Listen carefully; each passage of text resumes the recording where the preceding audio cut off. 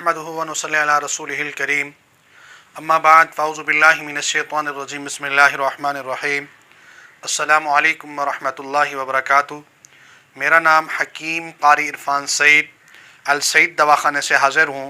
नाज़रीन, उम्मीद है आप बिल्कुल खैरियत से होंगे और अपने घरों में खुशखुर्म होंगे।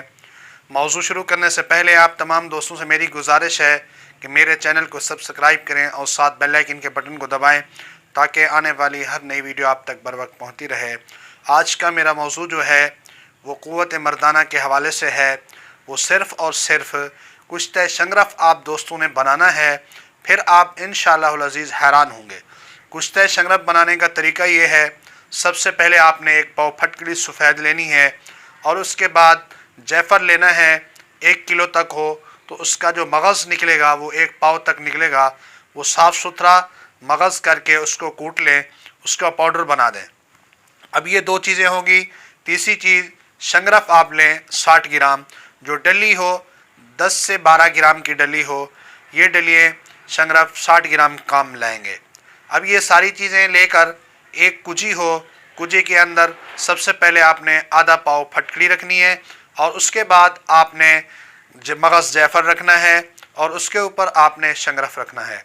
अब शंगरफ़ रख कर फिर आपने फटकड़ी रखनी है, फिर मग़ज़ जैफर रखना है, फिर आपने कुजी को बंद करके गिल हिकमत करके 7 किलो ओपलू की आग देंगे।